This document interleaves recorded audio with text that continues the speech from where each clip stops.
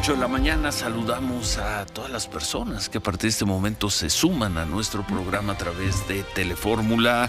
Muy buenos días a todos. Manuel, buen día. Ciro, por la mañana, buenos días. Gracias por estar con nosotros la mañana de este lunes. Deyanira, buenos días. Buenos días, Ciro. Buenos días, Manuel. Vamos con la información.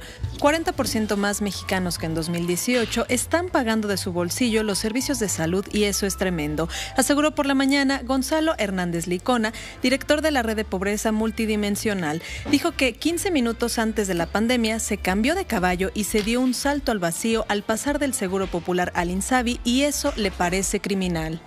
El caso de salud ha sido el peor resultado de este gobierno hasta el momento. Nunca hubo un lugar al donde había que llegar y que fuera mejor que lo que teníamos antes. Y la gente no supo qué hacer. Si van a hacer cambios sin calidad y sin lana, vamos a estar peor que ahora, ¿no? 40% más la gente está de su bolsillo pagando servicios de salud que antes no los pagaba. Es tremendo. Cambiamos de caballo 15 minutos antes de la pandemia, ¿no? Dimos un salto al vacío. Esa suma de cosas, más la ineptitud del proceso, me parece que ha sido literalmente criminal. México alcanzó en las cifras reconocidas por la Secretaría de Salud y el Registro Civil las 471,000 muertes por coronavirus. La Secretaría de Salud registró 129 muertes en 24 horas. Con eso, el número de personas que han muerto en México desde que comenzó la pandemia es de 471,949. Y en estos momentos, el dólar interbancario se cotiza en 20 pesos con 61 centavos. ¿Qué más, Manuel? Bueno, pues ya está vigente, Ciro, el semáforo que se anunciaba desde el viernes, lo dabas el viernes en la noche en la televisión, a partir de hoy hasta el 20 de febrero, 15 estados, entonces están en color naranja, 13 en color amarillo, 4 solamente están en color verde, entre ellos por ahí está Veracruz, en fin, algunos de los movimientos, ya veremos, Ciro, si los especialistas, como lo plantean, tienen todavía la inquietud, a pesar de que se ven algunos números ligeramente a la baja en hospitalizaciones, ligeramente a la baja en lo que tiene que ver con personas contagiadas, si esto significa efectivamente después de esta súbita, ahora sí que súbito, alza que hubo en materia de contagios durante el mes de enero, podría ser así de clavada la caída, o es el inicio de muy al estilo mexicano, el inicio de una meseta. Lo estaremos viendo creo que en las próximas 2 semanas. Es lo que dicen los especialistas, que al final de 2 semanas a partir de este fin de semana que terminó, pues entonces se podrá estimar efectivamente si es bajada o es meseta y ya estaremos viendo, ¿no?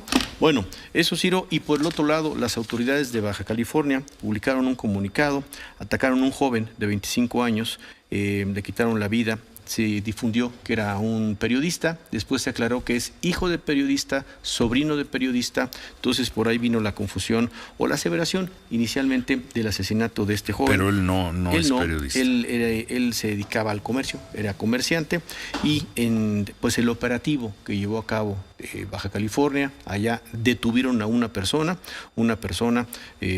responsable del homicidio de este joven de Marco Ernesto, así que detenido como un sea personaje. Periodista o no, mataron a otra persona. A una persona más, en ¿no? Baja California, a otra persona en México. Es correcto. Y le vamos a entrar al tema de Zacatecas, ¿no? Más o menos las cuentas, como lo haga, pues un muy mal fin de semana, 19 en total sí asesinados, pero pues 10 en un municipio tirados y 6 en otro municipio tirados. En fin, vamos a estar en esto en Zacatecas también, vamos a estar en los temas luego del corte sobre, pues no hay fecha, después de insistencia del Partido de Acción Nacional de tener contacto con el gobierno federal, mesas de trabajo anunciadas, bueno, pues no hay fecha para cuando puedan llevarse a cabo estas mesas con el Partido de Acción Nacional y la Secretaría de Gobernación. Hacemos una pausa, estamos por la mañana, volvemos.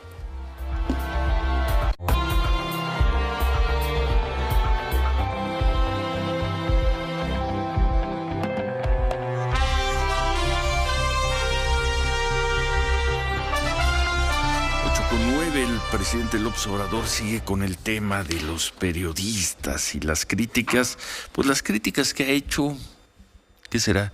Desde mediados del 2019, pues, cuando empezó, cuando al menos registramos y lo registramos nosotros, que comenzó a hacer señalamientos directos en contra de periodistas. Mayo, junio del 2009 y no ha parado.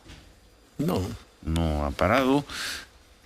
parece que es por temporadas la emprende contra algunos, luego va contra otros, trabajos que le molestan, coberturas que le molestan al presidente, comentarios, y bueno, pues en eso está, y como lo ha hecho desde 2 años y medio, si tomamos mediados del 2019 como inicio de estas acusaciones frontales, con todo el poder que le da el hacerlo desde el Palacio Nacional, son 2 años y medio hostigando periodistas desde Palacio Nacional. Tema al que nosotros le hemos dedicado largos minutos, reflexiones y demás. A ver si regresamos un poco más adelante a ese tema. El presidente que dedicaba largos minutos y que no dejó de hacerlo para criticar a periodistas, para hablar mal de periodistas, en ocasiones para... ¿Qué verbo le ponemos?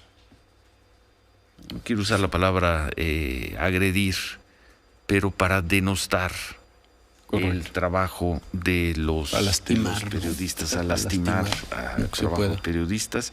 Ese será el presidente López Obrador, porque no lo hizo una vez con uno, no lo hizo en un periodo, sino que es una práctica habitual, sistemática del presidente López Obrador, hablar mal de periodistas. No, absolutamente, sí. Lastimar, tratar de lastimar el prestigio de, ya no digas el trabajo, sino el prestigio de periodistas. Periodistas e intelectuales, ¿no? Sí, periodistas intelectuales, institutos, donde el presidente lo que ha dicho es, desde antes no se podía uno defender, y con ese justificante lo que hace es simple y sencillamente con las herramientas del Estado, porque finalmente ha convertido su discurso mañanero en una estructura de gobierno, una estructura discursiva, una estructura propagandística, donde le emprende en contra de un periodista, tratando de lastimarlo, tratando de meritarlo, tratando de debilitarlo. Hoy Federico Arreola en SP Noticias escribe artículo ahí sobre un artículo de Raimundo Rivapalacio, por cierto no lo leí, no sé dónde lo publicó Raimundo, porque hoy él publica en El Financiero. Vamos a buscar ese artículo, y menciona, quito a medios de comunicación y quito a directivos y organizaciones, menciona a 9 periodistas a quienes el presidente López Obrador ha criticado, dice criticado. Leo los nombres en el orden que los pone Federico Arreola: Ciro Gómez Leiva, Enrique Krause, Broso, Carlos Loret de Mola, Héctor Aguilar Camín, Raimundo Rivapalacio, Carmen Aristegui, Denise Dresser, Joaquín López Dóriga. Correcto. 9, Ciro. Claro. Dependiendo de las temáticas, dependiendo de las coberturas y supuestamente la libertad de expresión, pues le emprende duro, ¿no? Y le ha emprendido duro. Bueno, saludamos al presidente nacional del PAN, a Marco Cortés. Marco, buen día. Hola, Ciro, buenos días, y si me permite hacer un comentario del tema que hablaban, pues son los grupos delictivos del crimen organizado el único sector del cual no se ataca desde las mañaneras, no hay descalificaciones para ellos, al contrario, hasta los felicita porque según el presidente durante las elecciones se portaron bien, claro, y además festeja que en lugar de matar a 100 personas, ya solo mataron a 70 personas. Realmente es inaudito ese ataque a quienes piensan distinto, no importa si sea profesional de la comunicación, sea empresario o sea dirigente partidista.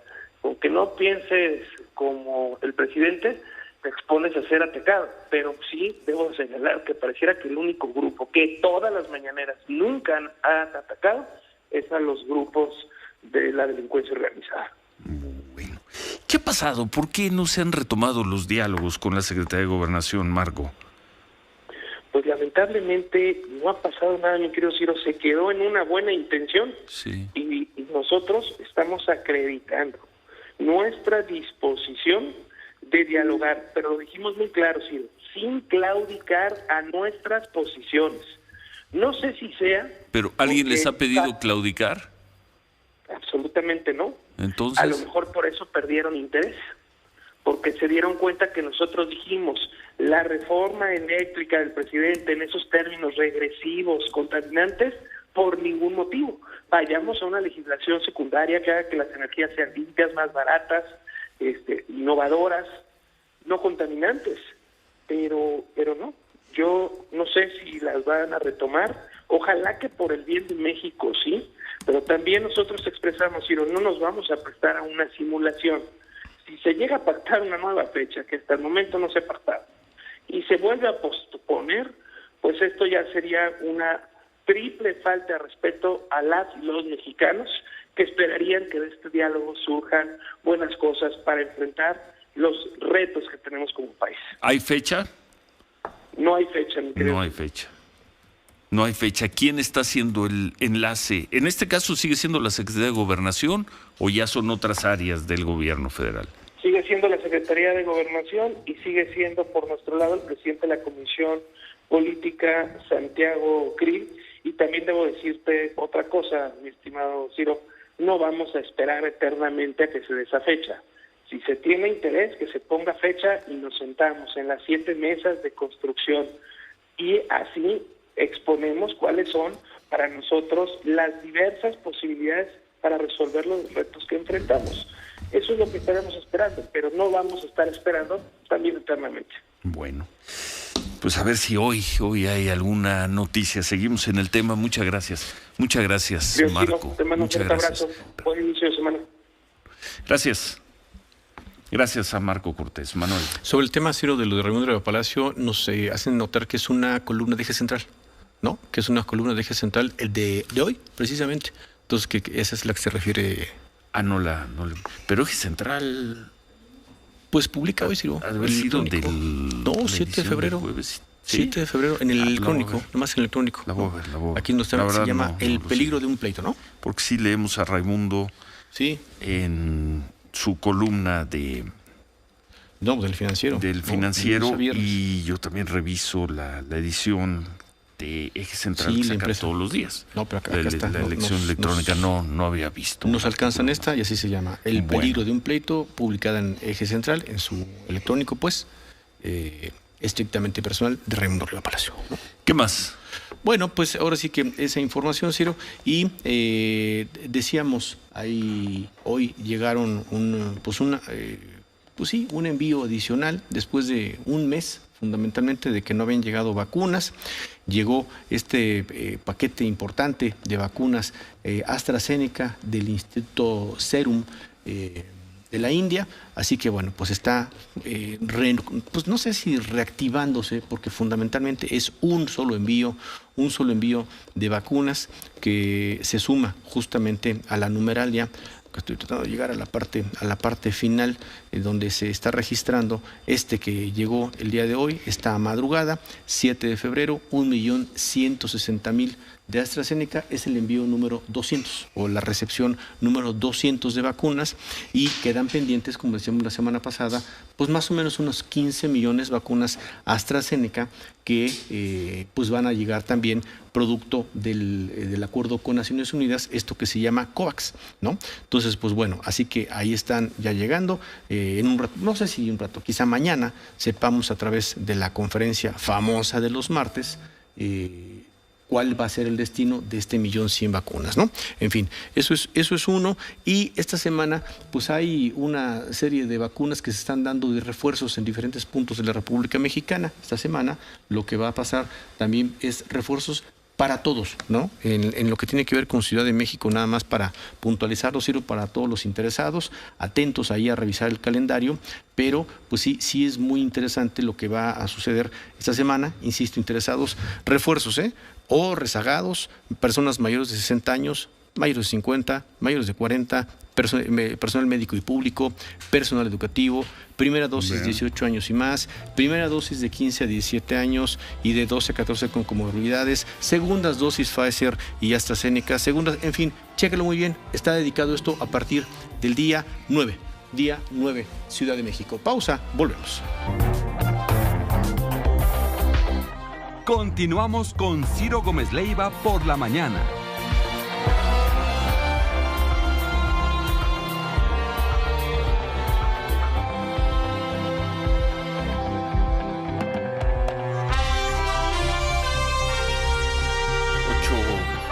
24. Humberto Padgett, buenos días. Hola, Ciro, buenos días. Toda la semana pasada en Zacatecas. Sí, me regresé el sábado en la mañana y antes de subirme al avión, como el resto de la prensa mexicana, me enteré de que habían sido asesinadas 16 personas en la madrugada de ese día en 2 distintos eventos. Los dos en municipios no están juntos. Uno fue Fresnillo, en donde regaron 10 personas, además con el lujo que se dieron sus asesinos de envolverlos en plástico, en cobijas, de fijarles los tobillos, las rodillas, la cadera, los brazos, la cabeza con cinta canela.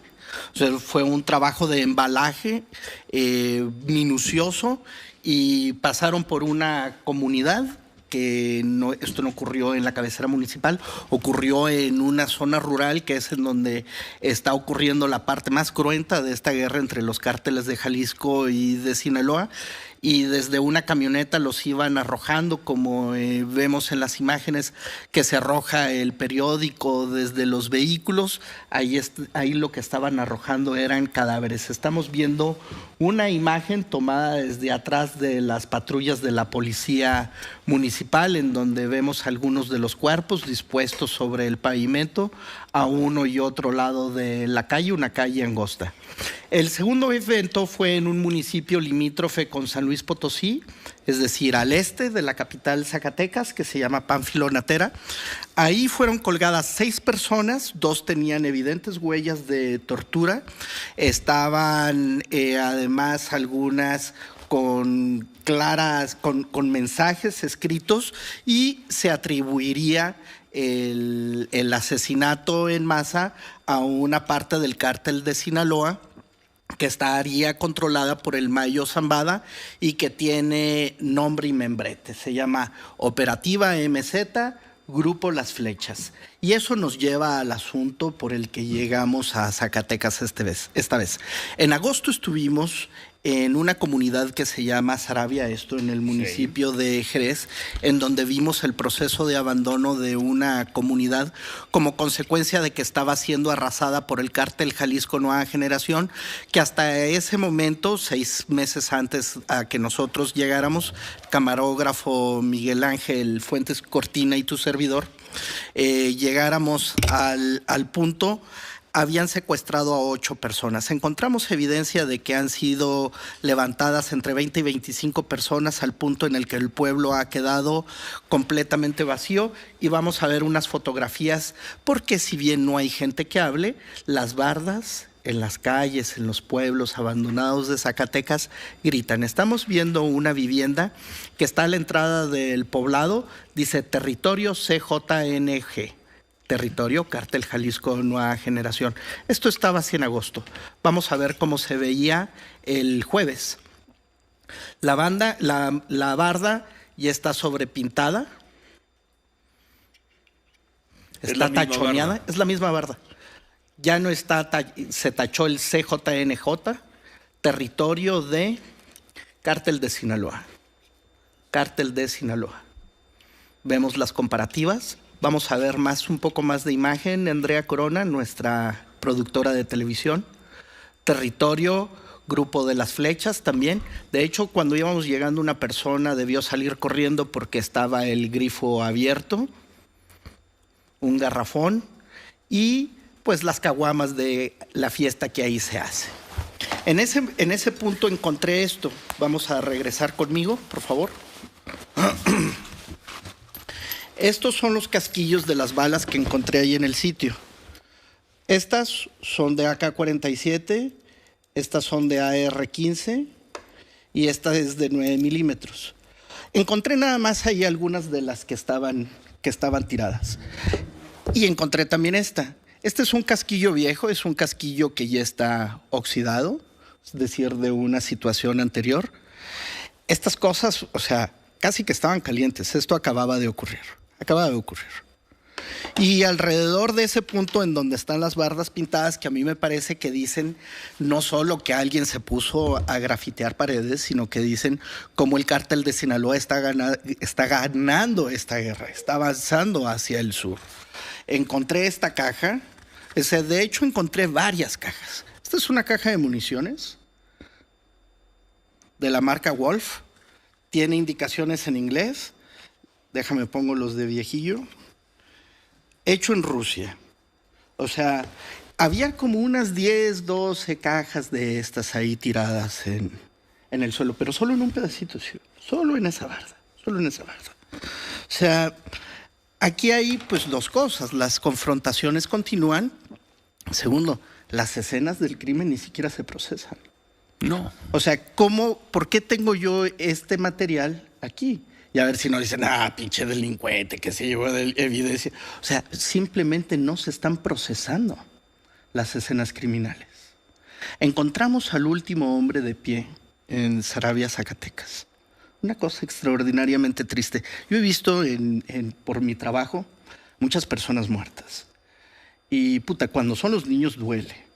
Pero nunca me había dolido un vivo tanto como este hombre, completamente derrotado, quebrado, relatándonos cómo esa misma mañana del jueves habían ido a verlo, a buscarlo, cómo se habían llevado aparentemente a un compadre suyo. No tiene a dónde irse. O sea, decía desesperado, tengo 2 días sin comer. Y entonces uno piensa, a partir Pero poco ya no también... hay nada en Saravia. Nada. ¿Qué hay? El vacío, el viento, animales muertos. ¿Ya no vive nadie? No. Las pocas mujeres que viste, entrevistaste en agosto, huyeron, se fueron. No, ya no hay nadie. Las de los perros. O sea, nadie. El perro chaparro, le decían. Hay perros comiéndose a los animales muertos. Por ahí no vengo preparado para verlo mejor mañana, pero mañana vamos a ver el vientre de un caballo tirado en Saravia con las entrañas comidas por los perros que se quedaron en la huida de la gente. Vimos caballos corriendo como las imágenes de los Mustangs de Estados Unidos. Vimos caballos, pero esos pinches caballitos chiquitos y hay un burro decolado atrás. Los campos de duraznos completamente abandonados. La casa a la que pude entrar y ver los lentes pues sigue igual de abandonada, aunque al parecer sacaron algunas cosas. Aquí también vale la pena un apunte. Cuando escuchamos la narrativa del narcotráfico, en que se colocan a sí mismos como hombres valientes, potentes, poderosos, muy bravos. O sea, lo que están haciendo es desplazar a mujeres pobrísimas. O sea, ¿qué pinche cobarde hay que ser para aventar fuera de sus casas en donde ha vivido los últimos 80 años? ¿Y para de qué su los vida una expulsan? anciana? ¿Para qué las expulsan? Bueno, pasa que la gente se va porque están secuestrando hombres. Secuestran hombres por 2 razones. Para vestirlos con su sigla y echarlos a pelear contra los otros. Es leva, reclutamiento forzado. Se van porque los delincuentes lo que buscan es reventar las casas, y regreso al punto en que hacen sus corridos, que pagan, los pagan, pinches chafas, pagan para que les canten. Así de camionetas de alto rango y la chingada. O sea, lo que hacen es saquear las casas, Ciro. O sea, las vacían pueblos. Casas pobres.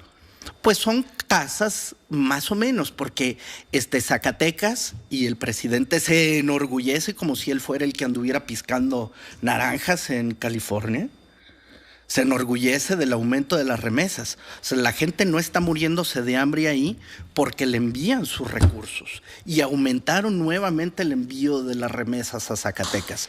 Porque Estados Unidos, los paisanos que se están partiendo su madre en Illinois, en Texas, en California, están enviando más dinero porque hay que mantener a la familia de una manera más extensa. La gente no está trabajando sus tierras, no está obteniendo dinero de la ordeña de sus vacas, no está matando matando a sus puercos, no está levantando sus manzanas. Entonces la gente necesita que le envíen más dinero. Junto con eso, son personas ricas. Las personas que algún recurso más tienen son personas que se pueden ir hasta Estados Unidos porque muchos son residentes ya.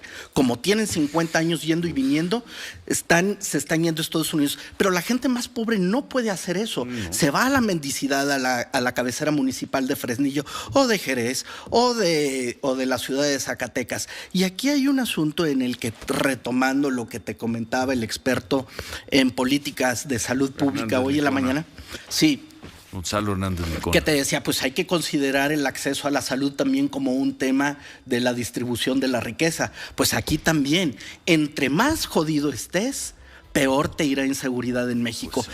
Hay que considerar el criterio de la seguridad como uno para establecer el bienestar de las personas.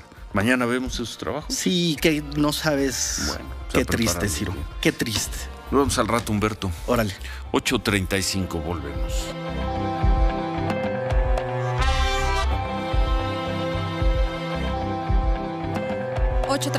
Por la mañana, esta es la información. Es lamentable lo que sucedió el viernes en la caseta de Chilpancingo. Pudo haber una tragedia de muchos muertos. Le hago un llamado a los normalistas de Ayotzinapa para que ya no actúen de esa forma y que dialoguen con nosotros, aseguró esta mañana el presidente López Obrador. Dijo que tienen información de que hay grupos delictivos infiltrados en este movimiento y pudieron haber estado detrás de estos hechos. 40% más mexicanos que en 2018 están pagando de su bolsillo los servicios de salud y eso es tremendo, aseguró por la mañana Gonzalo Hernández Licona, director de la Red de Pobreza Multidimensional. Dijo que 15 minutos antes de la pandemia se cambió de caballo y se dio un salto al vacío al pasar del Seguro Popular al INSABI y eso le parece criminal. El caso de salud ha sido el peor resultado de este gobierno hasta el momento. Nunca hubo un lugar al donde había que llegar y que fuera mejor que lo que teníamos antes. Y la gente no supo qué hacer. Si van a hacer cambios sin calidad y sin lana, vamos a estar peor que ahora, ¿no? 40% más la gente está de su bolsillo pagando servicios de salud que antes no los pagaba. Es tremendo. Cambiamos de caballo 15 minutos antes de la pandemia, ¿no? Dimos un salto al vacío. Esa suma de cosas, más la ineptitud del proceso, me parece que ha sido literalmente criminal. No vamos a estar esperando eternamente a que la Secretaría de Gobernación nos dé una nueva fecha de reunión. Parece que quedó en una buena intención el diálogo del gobierno federal con la oposición, aseguró por la mañana el dirigente del PAN, Marco Cortés. Maestros de la sección 18 de la CENTE Poder de Base anunciaron que a partir de las 10 de la mañana comenzarán a reunirse en Calzoncin para intentar tomar otra vez las vías del tren. Y en estos momentos, el dólar interbancario se cotiza en 20 pesos con 62 centavos. Bueno, hace 8 días, el lunes de la semana pasada, estuvo aquí con nosotros el coordinador general de Movimiento Ciudadano, Dante Delgado. Abordamos ampliamente el tema de los problemas por los que está pasando Veracruz, lo que ellos consideran abusos inadmisibles del poder, encarcelamiento de opositores, y el fin de semana difundió, leo como lo hizo: en Veracruz inicia un movimiento por la justicia para que ninguna persona inocente esté en la cárcel por el abuso de una autoridad represora e incompetente, para que se haga justicia, para que todas y todos podamos vivir libres y sin miedo. Fue la presentación de este movimiento por la justicia, vivir libres y sin miedo, en esta batalla contra la autoridad de Veracruz. Dante, ¿en qué cambiaron las cosas del lunes de la semana pasada al día de hoy? Buen día, Dante. Buen día, Ciro. Me da mucho gusto estar con un amplio auditorio y sobre todo cumplir el día de hoy el compromiso que hicimos la semana anterior. Sí.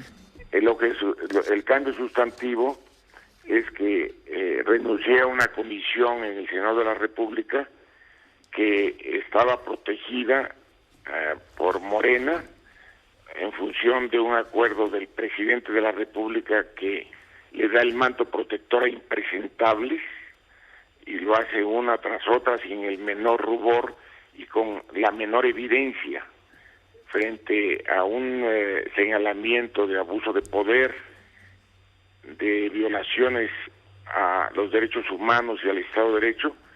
El presidente de la República protege a impresentables violadores de derechos, como es el caso del gobernador de Veracruz y del gobierno de Veracruz, y no tenía ningún sentido que como senador de la República utilizara mi tiempo para llevar adelante una comisión que no iba a tener resultados, porque iba a ser frenada, a pesar de las evidencias, por una mayoría que no iba a permitir la desaparición de poderes. Frente a esto, tomamos la decisión de convocar a un movimiento en el que la sociedad esté presente, porque quienes están aturdidos por el poder creen que este se da solamente desde las instituciones del poder público, sea la Presidencia de la República, el propio Senado o los partidos, y se olvidan de la sociedad y los ciudadanos. Y nosotros lo que hemos hecho frente a los agravios permanentes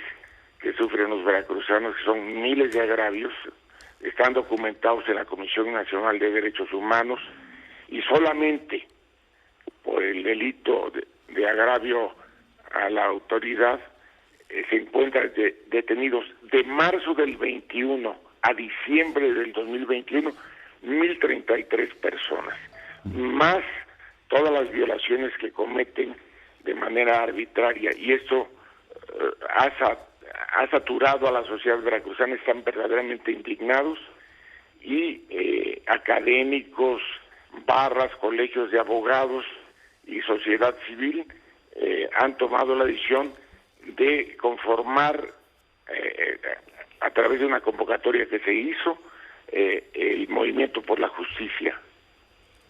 Bueno, pues vamos a ver qué resultados tiene. Tendrá que ser resultados en el corto plazo, Dante. Bueno, perdón, va a haber resultados en el corto plazo, sí, porque vamos a tener una defensoría permanente de los casos, y porque vamos a actuar.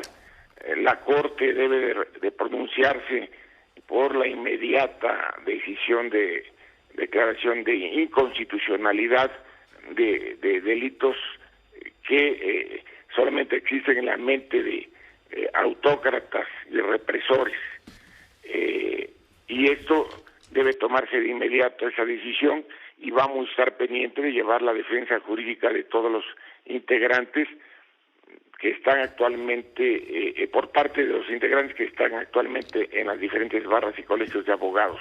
Bueno. Puedo significar el hecho, Ciro, de que va a ser un movimiento por la justicia activo y actuante. Vamos a establecer mesas que recoja las inconformidades y los señalamientos en todos los municipios del estado, y además vamos a estar señalando a fiscales, peritos y jueces que, violando la legalidad, se prestan a recibir consignas, porque no es posible que a través de la Administración y Procuración de Justicia se le cause daños irreparables a miles de personas que están siendo procesadas, pero también los daños que le causan a miles de hijos en las familias que están afectando. Bueno. Y esto no lo vamos a permitir. Vamos a realizar un claro señalamiento para dejar las bases que permitan que cuando concluya este gobierno rindan cuentas ante la sociedad y vayan a prisión quienes utilizan el poder público y violentan el Estado de Derecho. Gracias, Dante. Quedamos atentos. Y verás que habrá un gran trabajo. ¿Qué tan eficaz es este movimiento? Muy eficaz. Nosotros somos eficaces, somos de resultados, y los va a ver. Gracias, Dante. A la orden. Gracias, Dante Delgado. Buen día. Bueno, pues ya vamos a ir, Ciro, al tema de Ayotzinapa, ¿no? Sobre el tema de lo que pues pasó el viernes. Y ¿Tenemos lo que dijo el presidente? ¿Lo tenemos de listo? Todavía no tenemos lo que dijo el presidente. Hay una opinión, y Ciro, también lo que acaba de decir de Zacatecas. Pues sí, pues que son los temas, yo diría que son los temas importantes, son los temas relevantes, ¿no? Pero bueno, ahora sí que la jerarquización que va haciendo la presidencia de la República, pues ya es asunto de ellos, ¿no? ¿Lo tiene listo? ¿Ayotzinapa? Lo de Zacatecas. O Zacatecas. Zacatecas, Vamos a lo que dice el escuchar. presidente. Venga, entonces. Es un acto de provocación, además de los lamentables asesinatos. En uno de estos actos donde dejaron cuerpos, se descubrió un dron que estaba tomando. O sea, estamos hablando de un acto propagandístico.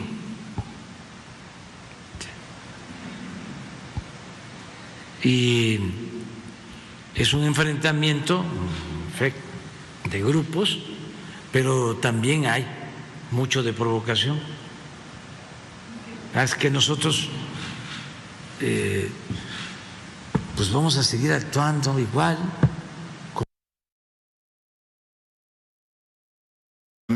De grupos, acto de provocación, acto propagandístico.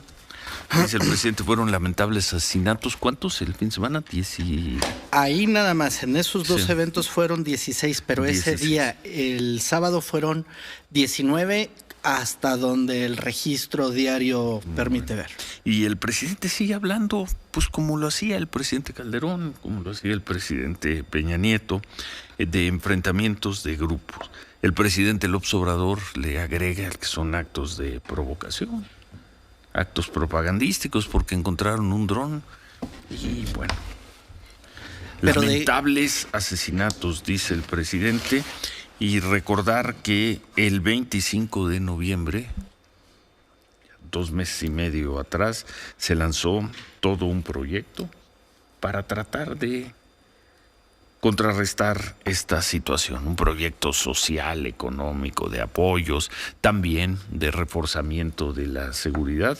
2 meses y medio después, como decías hace unos momentos, Humberto, pues los resultados no llegan. Más allá de que sean grupos criminales matándose entre sí, son mexicanos matando a mexicanos en esa parte del territorio de Zacatecas. Exactamente hace un mes, pues el 6 de enero, recordemos que al gobernador David Monreal le sembraron en el árbol navideño de la Plaza de Armas frente a su oficina 10 cadáveres de personas maniatadas en el interior de un solo vehículo, de lo cual no volvimos a saber luego. El 11 de enero asesinaron a 3 policías en Fresnillo que estaban de servicio, llegaron y desde 2 frentes los acribillaron sin que ahorita mismo la fiscalía me pueda dar información de algún avance del asunto, y entonces tú platicas con los policías y ves que tienen miedo y con toda justificación porque están abandonados. Tú vas por las carreteras, las autopistas, lo que tenga asfalto en el estado de Zacatecas y te encuentras retenes de la Guardia Nacional apoyados por Ejército, por Metropol, por Policía Estatal y por la Policía Municipal, según el lugar del que se trate.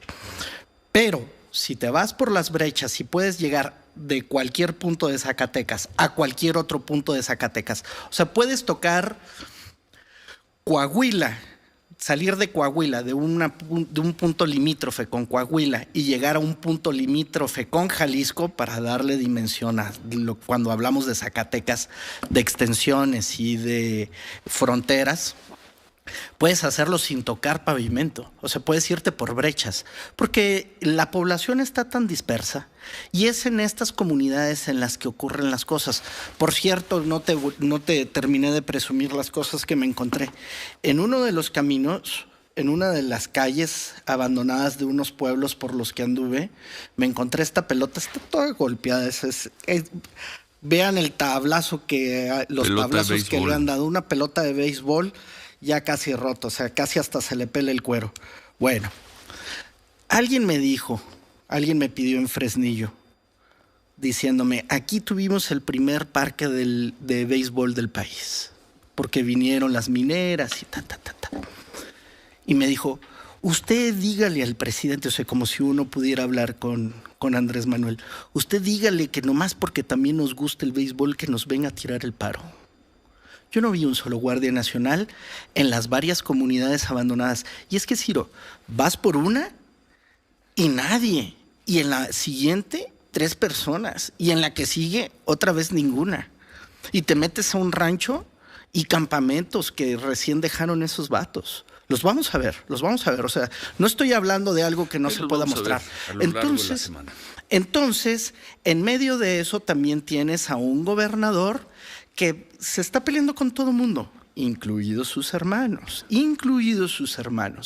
Se está peleando con el fiscal. No se lleva bien con el secretario de Seguridad Pública del Estado hasta donde yo alcancé a ver.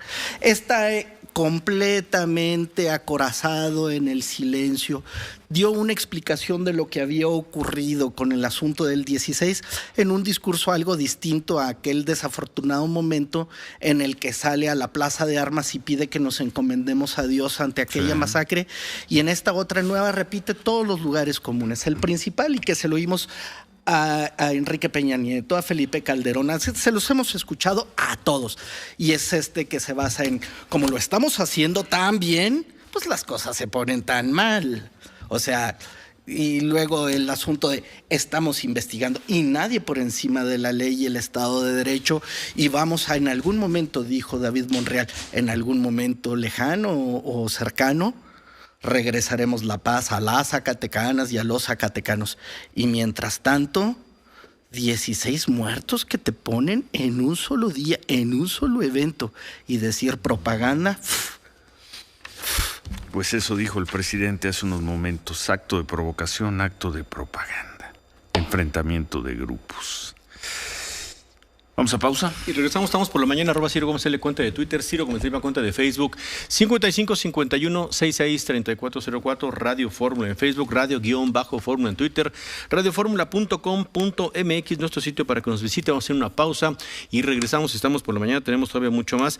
Y sobre el tema de la, pues de la protesta, comillas, dicen, nada más querían una protesta pacífica, los jóvenes de Ayotzinapa, eso dicen los padres de Ayotzinapa, de lo que pasó el viernes. Bueno, vamos a ir a ese tema también. Una opinión que dio el exgobernador Ángel Aguirre Rivero, creo que más allá de la reflexión que hace, un número que comparte, ¿no?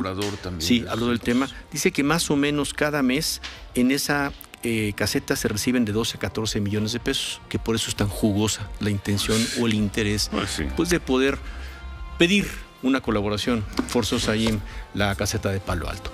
Pausa. Volvemos.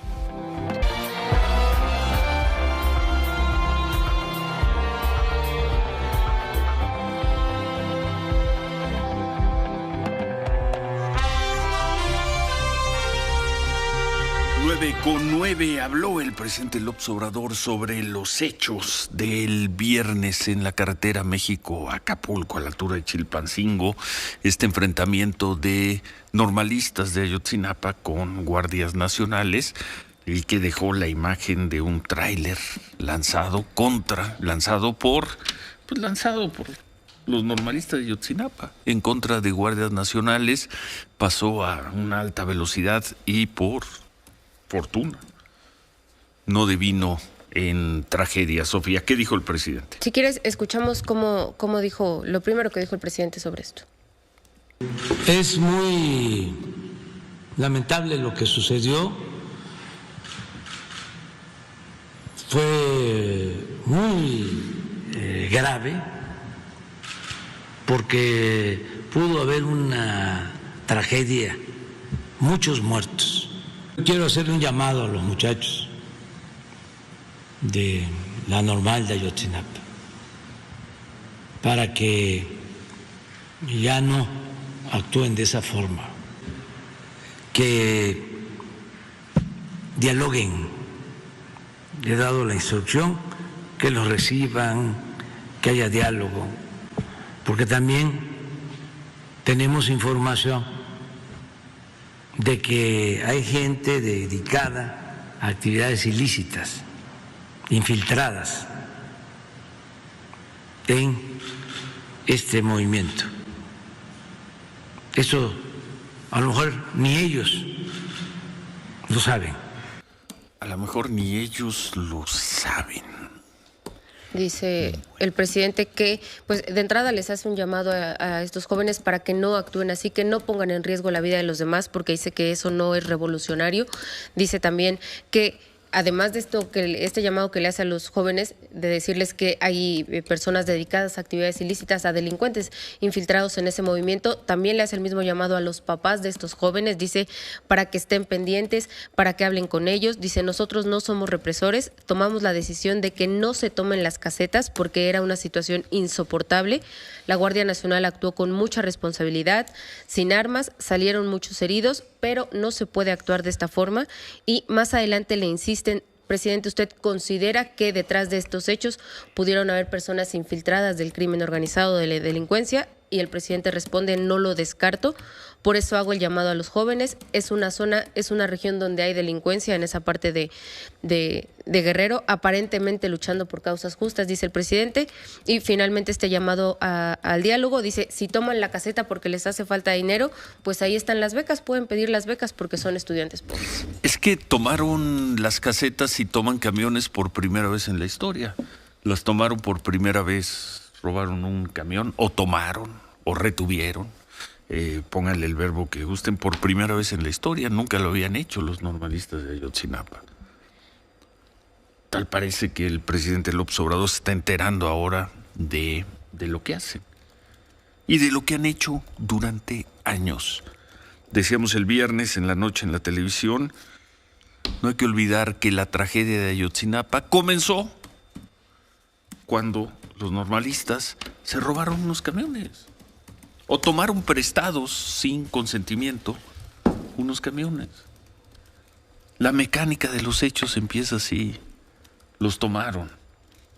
Y luego, y ahí vienen las distintas versiones, por qué fueron de la Normal, por qué fueron a Iguala, por qué fueron esa noche, pero iban en camiones tomados. ¿Cómo lo siguen tomando hoy? Se los permitió durante muchos años el gobierno de Ángel Aguirre, el gobierno de Héctor Astudillo, desde luego el gobierno de Enrique Peña Nieto, y se los permite, se los tolera el gobierno de Andrés Manuel López Obrador.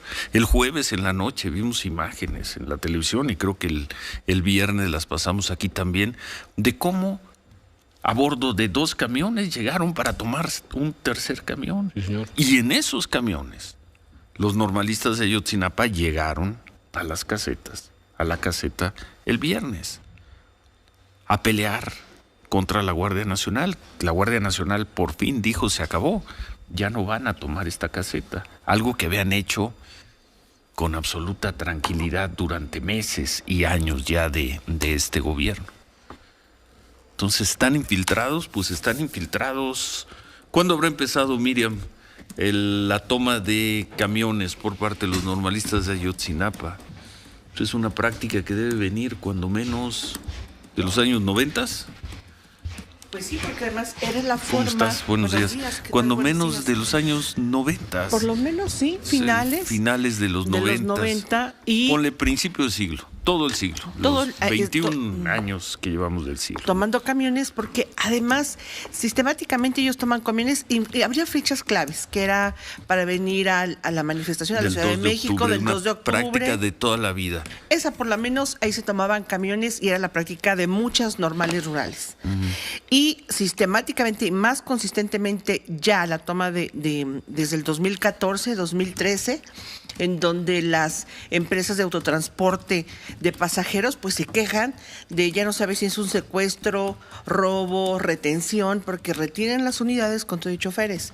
Recordemos que algunos han denunciado ¿Cuántos reportajes hemos hecho en este programa?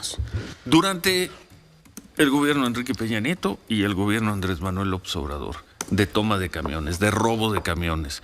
Y luego con la modalidad de que eran camiones con choferes. Hubo una nota, ¿fue tuya o de quién fue, que tenían a cuántos choferes detenidos? Pues había más de 10. Es lo que nos están recordando. Efectivamente, en el periodo de gobierno del gobernador Astudillo se hizo una especie como de entrega, ¿no?, del montonal, pero eran más de 40, Ciro. Eran más de 40 camiones de pasajeros, de camiones de refrescos, cerveza, de perecederos, que ahí estaban estacionados con sus choferes, porque ni modo de abandonarlo. Y ahora el presidente López Obrador se sorprende y dice, no dudo que haya infiltrados. Presidente, están haciendo lo mismo que han hecho siempre. Sí. ¿Cuándo fueron los hechos en los que los de la gasolinera de ahí ¿qué fue, de Tixtla o en qué parte? Fue de Chilpancingo, ¿verdad? De hecho, fue un año antes. ¿Fue en el 2011 o en el 2013? ¿No fue en el 11? ¿Fue en el 13? 2013, ahora, 2012, 2013, por ahí no tengo el... Estampas de este tipo de violencia hay decenas. Desde luego, ninguno comparable con el de septiembre del 2014, los hechos de Iguala. Pero es una práctica recurrente tolerada por todas las autoridades. Por la razón que sea, la Guardia Nacional decidió ponerle punto final. Vamos a ver si es punto final o fue un punto y coma, un punto de aparte.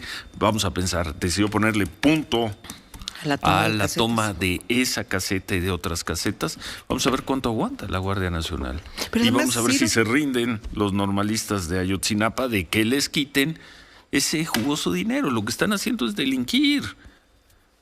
Pero pues cuesta mucho trabajo al gobierno, a este gobierno, decir que están delinquiendo. Y el gobierno anterior, el de Peña Nieto, no decía nada, pero también delinquían sin mayor problema. No, pero además aquí hay un detalle. Nosotros, acuérdate, un viernes previo, hace 3 viernes, dimos aquí el anuncio de cómo iban desplazándose guardias nacionales y estatales para resguardar las casetas. ¿Te acuerdas? Un viernes. Iniciaba así el operativo Casetas de Resguardo, no más casetas tomadas en Guerrero. Recordemos, hicimos esa nota de ese viernes señalando cómo si llegaron los normalistas, llegaron papás de los 43 desaparecidos, algunos de los papás, para apoyar y reclamar su derecho de la toma de caseta y poder votear y dar algunos trípticos con la información de los estudiantes desaparecidos. Eso fue el primer viernes. Ese es el segundo viernes en donde se implementa este operativo de no más tolerancia.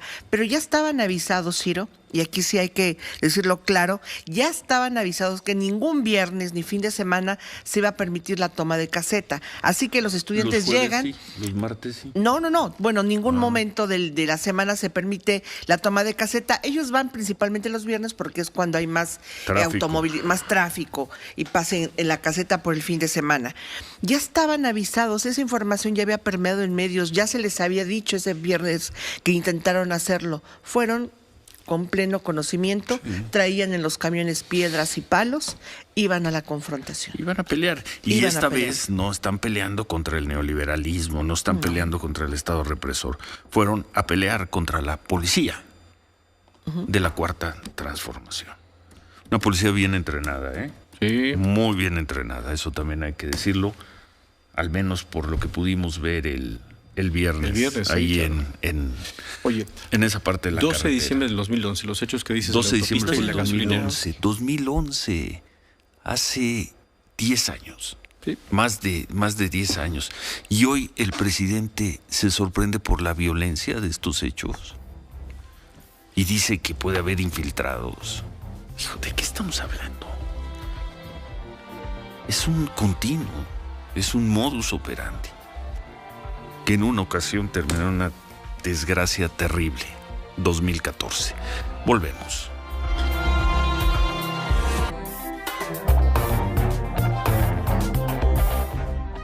Continuamos con Ciro Gómez Leiva por la mañana.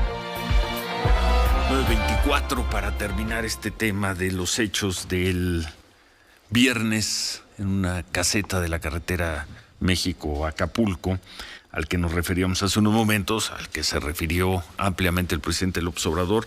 Hoy escribe en Milenio Carlos Marín, texto que se llama La explosiva pasión 4T Ayotzinapa Cente.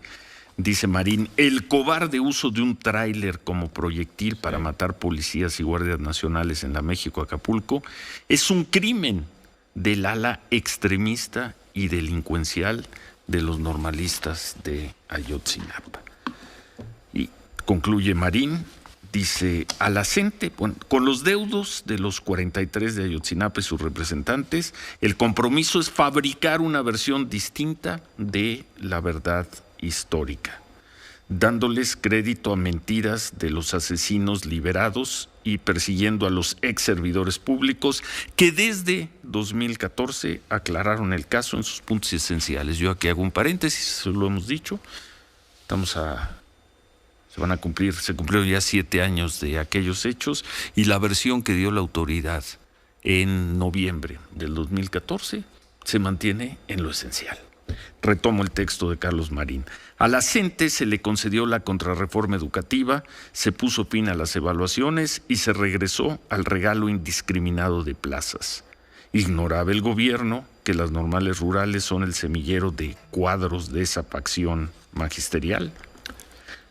Concluye Carlos Marín, los devaneos del cuatroteísmo con los llamados ayotzinapos y sus tutores de la CENTE han llevado al actual estado de cosas, con el recurrente secuestro de autobuses foráneos para tomar casetas y extorsionar a los conductores para dejarlos pasar, privándolos del seguro a que tienen derecho los usuarios de caminos de paga, así como plantones en las vías férreas en Michoacán para exigir la cobertura de salarios pendientes y plazas automáticas para sus ahijados de las normales. Selección maoísta darwiniana de las especies, ceteros normalistas y morenistas practican la movilización popular prolongada. A ver en qué termina eso. Pues a ver en qué termina eso. ¿Se van a olvidar los normalistas de tomar casetas? No, pienso que no. Para ellos ha sido un negocio clarísimo, ¿no? Creo que un negocio muy jugoso por el dinero que ahí se recauda, ¿no? Decíamos hace un rato con su cuenta de Facebook, Ángel Aguirre, el exgobernador, decía, más o menos son como 12 a 14 millones de pesos mensuales los que en las autopistas de Guerrero se recolectan. La de Palo Alto, por ejemplo, ¿cuánto dinero puede darles a estos jóvenes? ¿A dónde van a parar esos recursos? Ya los captados a fuerza por esos señores. Dice, la Escuela Normal de Ayotzinapa cuenta con instalaciones donde a los estudiantes se les proporcionan alimentos y alojamiento. Dice más adelante, sería interesante realizar una evaluación académica de estos jóvenes que se preparan para ser maestros. Y termina diciendo, Ángel Aguirre, dice, no es cierto que el movimiento utilice las casetas para informar sobre el caso de los 43. Resulta falso a todas luces porque no te entregan ni siquiera un volante sobre estos hechos tan lamentables y se dedican solo a cobrar, ¿no? Lo que me parece muy triste, Ciro, es que después de estos 7 años que por lo menos han pasado de los hechos de Ayotzinapa, pues apenas empiecen a hacer este tipo de cuestionamientos que aquí hemos hecho casi desde el inicio, ¿no? En fin, bueno, sobre el tema de la ivermectina, pues parece que sí es una discusión fuerte.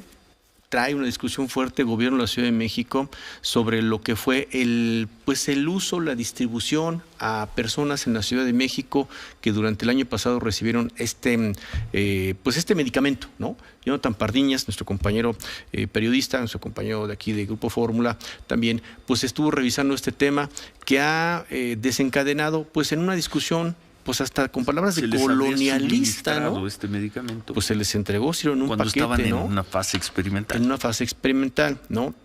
No me termina de quedar claro si simple y sencillamente el asunto es si a lo mejor entregándole un papel a la gente y diciéndole, pues usted fírmeme aquí, acépteme que le entrego este documento, y eso es técnicamente lo que le faltó. Pero vaya, pues ahora hay una discusión fuerte, la defensa de lo que hizo el gobierno de la Ciudad de México contra la crítica de cómo se dio el estudio. Jonathan, buen día. Buen día, Jonathan. Buenos días, Ciro. Buenos días, Manuel. Pues sí, mira, hubo una discusión fuerte desde el viernes, desde que esta plataforma llamada SOSARCAE, que es la plataforma que el propio gobierno de la Ciudad de México eligió para subir este paper, ¿no? Este ensayo en el que defendían el uso de la ivermectina, pues esta plataforma decide bajar ese documento. ¿Por qué lo decide bajar? Dan sus razones, pero además el documento se empezó a hacer muy popular. Ellos dicen que lo empezaron a descargar, tuvieron hasta 11,000 descargas hasta el día que decidieron bajarlo. Pero entonces ellos lo criticaron y hacen una crítica de que una cosa, no hay evidencia suficiente de que la ivermectina sea efectiva para tratar el COVID, pues ya ni la Organización Mundial de la Salud, ni en Estados Unidos, ni en Europa lo han recomendado, ¿no? La plataforma consideró también que se actuó sin ética al medicar a miles de personas en la Ciudad de México con la ivermectina sin avisarles, sin decirles que eran parte de un ensayo, ¿no? De un ensayo clínico. Y bueno, a esto hubo una respuesta muy fuerte el viernes de José Merino, director de la Agencia Digital. ¿Por qué de él? Pues porque él... Del gobierno de la Ciudad de México. Del gobierno gobierno de la Ciudad de México. Él es uno de los encargados, uno de los firmantes de este estudio junto con la secretaria de Salud, Oliva López, pero digamos que es el principal promotor del estudio, ¿no? Y él pues da esta respuesta en donde habla de colonialismo, que habla que es una cuestión de política de Estados Unidos. Bueno, hasta ahí queda el viernes. Bueno, el encargado de la página de Social Archive le contesta en Twitter, ahí se hacen, digamos, como de palabras de las críticas, pero el sábado el gobierno de la Ciudad de México saca otro documento que podría parecer que es defensa, pero yo creo que yo ya lo puedo leer más como una culpa, porque ellos dicen, ¿no?, que la Secretaría de la Ciudad de México, Secretaría de Salud de la Ciudad de México aclara que la inclusión de la ivermectina en el tratamiento de pacientes diagnosticados con COVID-19 tuvo el soporte en la evidencia científica disponible a nivel mundial en el año 2020. Desde entonces han seguido generando evidencia sobre su uso y la ausencia de efectos secundarios, ¿no? Cita ahí algunas ciudades donde se aplicó el uso de la ivermectina, en Brasil, en India, en Bolivia, Zimbabue, en Bulgaria, ¿no? Ese tipo de ciudades son las que cita el comunicado. Y pues al final, pues dice, ¿no?, que la Secretaría de Salud quiere reafirmar el compromiso con los capitalinos de su atención oportuna y gratuita y reitera la importancia de que cualquier medicamento en contra del COVID sea suministrado bajo receta médica y en seguimiento de un profesional de la salud. Aquí creo que el problema principal, bueno, también señalan ellos, no se trató, ¿no?, de un experimento, ¿no? La Secretaría de Salud dice, no se trató de un experimento como malamente se ha manejado en los medios, ¿no? Ellos lo definen como un análisis cuasi experimental y según ellos y sus parámetros, que son los que han criticado fuertemente los doctores y la comunidad científica por no tener justamente un método científico adecuado, decían que disminuía la hospitalización en un 68%, ¿no?, de la probabilidad de hospitalización en un 68%. Entonces, esto es lo que ellos defendían, pero la crítica es que, pues, se gastaron, según una nota de los compañeros de Animal Político de la semana pasada, se gastaron 29 millones de pesos en la compra de la ivermectina. Y pues que este ensayo, digamos, casi análisis, pues lo hicieron con la población de la Ciudad de México, sin pedir la autorización o el consentimiento de la gente de la Ciudad de México y pues con dinero público. Ahí el viernes en el noticiero de la noche recordábamos una nota de Miriam Moreno, justamente, que ella detectó este reparto de kits en febrero de 2021. Ella lo detectó, iban los pacientes a los kioscos COVID, les repartían una cajita y en ese momento nos llamó la atención que además de la ivermectina les daban un té de artemisa, pero no les decían para qué era, no les decían que era parte de un ensayo, solo les decían tómeselo, ¿no? Y salían con su cajita de ivermectina y la gente no sabía qué hacer. Muchos le decían a mí, no, pues yo creo que mejor voy a ir con otro doctor para que me diga qué me tomo, porque pues claramente no les daba confianza que nada más les dieran una cajita con estos medicamentos. Y pues esto es hasta lo que hoy llega este tema. Oye, ¿y hubo un seguimiento de esas personas? ¿Les funcionó? ¿Sirvió o no sirvió la ivermectina? Más allá de que no se hayan respetado los códigos científicos y demás, o los manuales de ética, ¿sirvió? Ellos aseguran, la Secretaría de Salud de la Ciudad de México asegura que según el seguimiento que hicieron a través de llamadas de Locatel o a través de llamadas a las propias personas que se llevaron la ivermectina, ellos dicen que hay un 68%, una probabilidad de que las personas que toman ivermectina no acudan al hospital de menos 68%. Pero sigue siendo una estimación, no es un dato, no le dieron un seguimiento al 60, hay una estimación de que 68%, dos de cada tres personas sí les funcionó.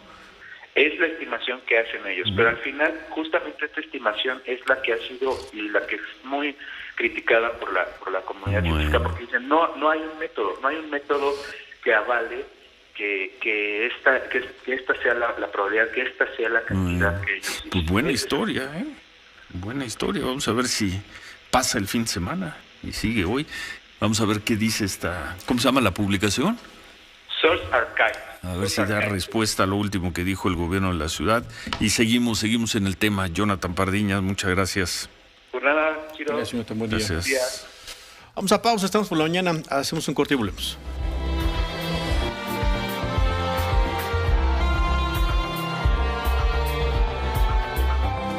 9:39 por la mañana, esta es la información. Es lamentable lo que sucedió el viernes en la caseta de Chilpancingo. Pudo haber ocurrido una tragedia de muchos muertos. Le hago un llamado a los normalistas de Ayotzinapa para que ya no actúen de esa forma y que dialoguen con nosotros, aseguró esta mañana el presidente López Obrador. Dijo que tienen información de que hay grupos delictivos infiltrados en este movimiento y pudieron haber estado detrás de estos hechos.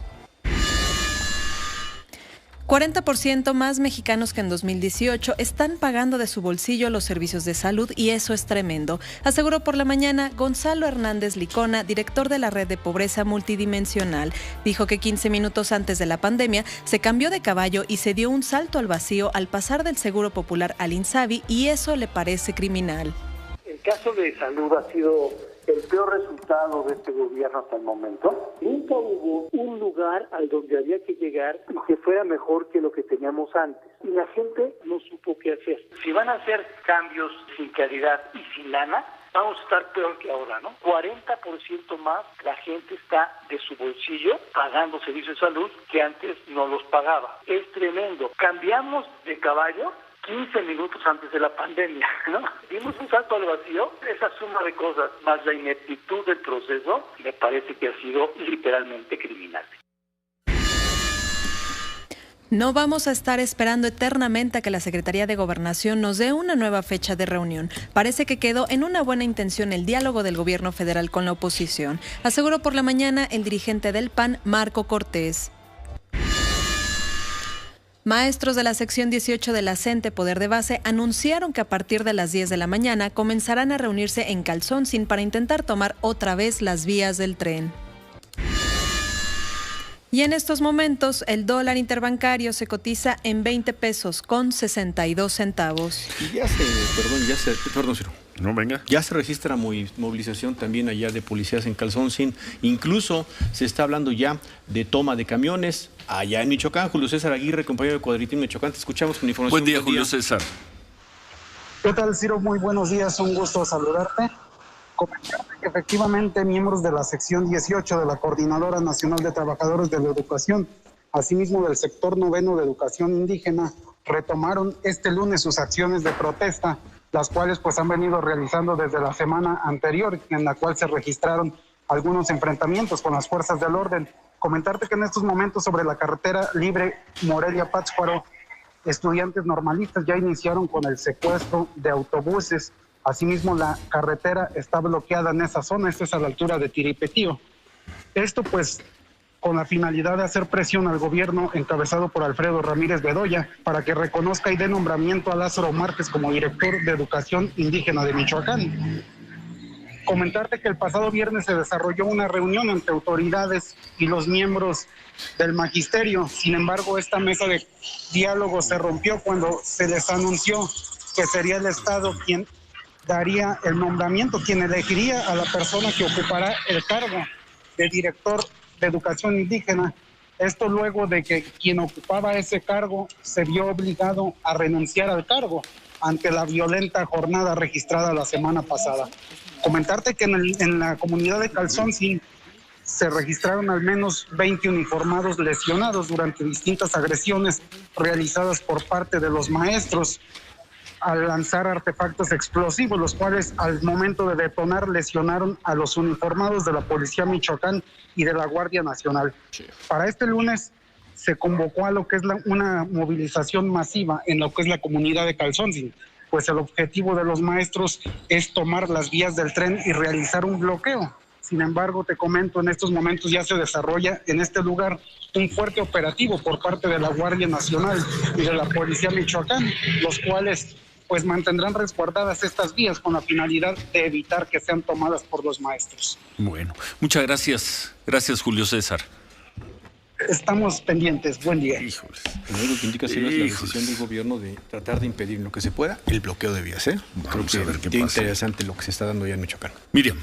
Otro tema, Ciro, ha circulado, Crónica publicó un reportaje muy bien hecho. El periódico Crónica, el día de ayer, sobre una serie de violaciones a los derechos humanos, pero además atrocidades contra niños y niñas que están internados y bajo la custodia del Instituto de Atención a Poblaciones Prioritarias de la Ciudad de México, maltratos que van desde amarrarlos, sujetarlos del cuello, tomarles fotografías con los pantalones abajo, obligar a los menores, a los niños, a lavar su propia ropa, a lavar sus cobijas, porque no hay suficiente personal. Toda esta información ya está recopilada, se le hicieron llegar a la Comisión de Derechos Humanos de la Ciudad de México desde el año pasado, no hizo nada, y bueno, trabajadores han hecho esta denuncia, muy bien el reportaje de Crónica, así que al ser niños abandonados, todos ellos no tienen una representación legal, un adulto que los represente, tomaron la decisión, varias organizaciones civiles,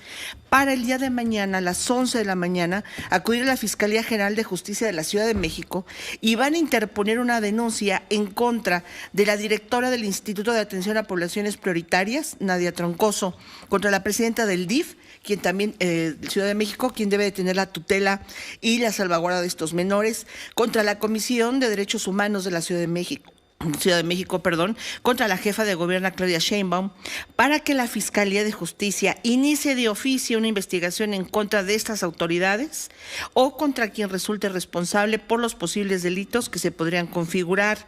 Algunos de ellos serían lesiones, tortura, etcétera. Sí. Esto es el día de mañana a las 11 de la mañana. Estas son algunas fotografías que publicó Crónica el día de ayer. Son terribles, son niños, niñas en estado de vulnerabilidad. El gobierno de la ciudad no ha negado estos hechos. No lo ha negado, Ciro. Ya incluso ha ofrecido que va a ir la gente de Derechos Humanos una vez más, que se va a hacer una investigación, que incluso al periódico Crónica se le ha ofrecido que entre al lugar para ver las condiciones. Pero bueno, pues sí tiene que haber con una revisión muy clara, porque lo está haciendo la denuncia ante la inacción de la Comisión de Derechos Humanos de la Ciudad de México, una denuncia pública a los trabajadores, ¿no? Con audios, con fotografías, con textos de chats, en fin, ¿no? Importante aquí la sociedad civil, ¿no? Que toman también el mando y van en la representación de estos niños. Gracias, Miriam. Gracias. ¿Qué más? Forbes está publicando, Ciro, en este momento, el SAT, el sistema de administración tributaria, embarga unas 50 marcas a la empresaria Angélica Fuentes Telles por impago de impuestos. Dice que la empresaria le debe 944 millones de pesos de impuestos del año 2012, así que embargado unas 50 marcas propiedad de Angélica Fuentes Telles por este pago que está reclamando, documentos que está platicando, que está informando Forbes que tiene en su poder, y aquí pone todos los datos. Pues bueno, malas noticias para Angélica Fuentes. Bueno. Pareja, buenos días. Sí, tú que no creías en la gloriosa selección nacional. Manolito, ¿a poco ganó? Buenos días. Ganó el miércoles, ¿no? Sí, ganaron los dos partidos, aunque de lágrima, pero los ganaron. ¿Sí? Los ganaron.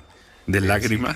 Aunque sea de lágrima, pero los ganaron. ¿Y ya estamos en el Mundial? A pesar, yo creo que ya están. Yo creo que quién ya sabe. Están en el Mundial. ¿Sí? Sí, porque, bueno, el partido más fuerte que les toca es obviamente contra Estados Unidos. Ese lo vamos a perder sin duda. Que es el 27, Perdón, ¿no? Y después van a Honduras, que es el último lugar, y luego reciben El Salvador. Entonces yo creo que la selección va a estar en el Mundial.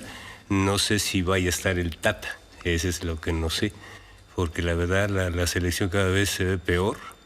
Y pues lo está sacando pues los jugadores, yo no entiendo que se les va ocurriendo. Que califiquen, que vayan los jugadores y que no vaya el técnico. Pues que no vaya nadie. Pues ya tienen el plan B, ¿no? Según esto, que ya tienen el plan B, que el plan B es el Piojo Herrera, imagínate. Entonces, ahí vamos al plan B.